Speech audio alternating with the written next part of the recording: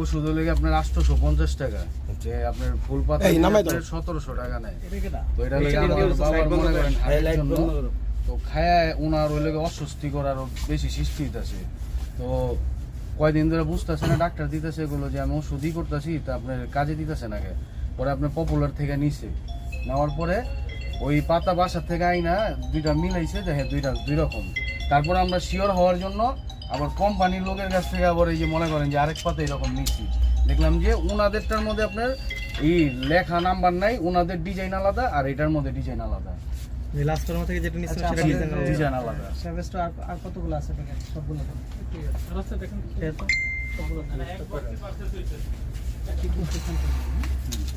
না, দুইটা ওষুধের শেপ দুই রকম, যেহেতু সিল মারা নাই, দাম যেটা যাই হোক, কিন্তু দুইটা ওষুধ তো একরকম থাকবে। দাম সেমি, দাম 850, কিন্তু এটার মধ্যে যে রকম কোম্পানির নাম লেখা আছে কিন্তু ওনাদেরটার মধ্যে নাই। কোনটা এখানে কোনটা কোম্পানি এই যে এটা কিনছি পপুলার থেকে, এই যে এটা পপুলার থেকে কিনছি, আর এটা আপনাদের থেকে কিনছি, এই আপনাদেরটা কোন? এটা হচ্ছে পপুলার, এটা হচ্ছে লাস্ট ফর্ম। না, আপনার যে প্যাকেট আছে ওই প্যাকেটটা যখন আপনার এটার সাথে মিলাবে তখন বোঝা যাবে। ব্যাস নাম্বার মিলে নিয়ে যাবে। লোক আছে তো, তা সেক্ষেত্রে কি একটা ওষুধের দুই রকম শেপ হতে পারে?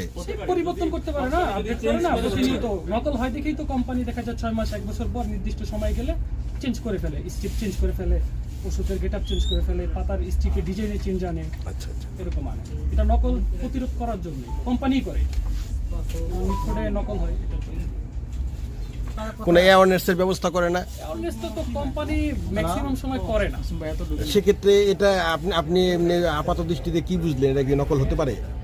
এখন উনি যেটা বললেন, ওনারা যে কোম্পানির কাছ থেকে যেহেতু সরাসরি সংগ্রহ করেছেন ইনভয়েসের মাধ্যমে, তো ইনভয়েস কোম্পানি তো এটা নকল করবে না আর কি। যদি ওই রকম হয়, অনেক সময় যে ব্রোকারের মাধ্যমে নেয়, যারা ধরেন ফ্লাইং যেগুলো বলি নিয়ে আসে, ওইখান থেকে যখন সংগ্রহ করা হয় তখন এগুলো নকল হওয়ার তখন সেগুলো নকল হওয়ার সম্ভাবনাই সবচেয়ে বেশি থাকে। কিন্তু কোম্পানির কাছ থেকে সরাসরি এটা যে কোম্পানি, এটা ওরা অনেক নামি দামি, ওরা নিজে থেকে এটা করবে না, কারণ নিজের প্রোডাক্ট নিজে নকল করার। আপনারা কি এখানে ইনভয়েসটা পাইছেন এখনো পর্যন্ত? এখনো উনি ইনভয়েস দেখাই নাই। এছাড়া যে রেজিস্টারের কথাটা বিষয়টা বললেন, অ্যান্টিবায়োটিকের, উনি এক্সকিউজ দিছে যে ওনা এটা ফার্মাসিস্ট নিয়ে যাবে, নিয়েই চলে গেছে।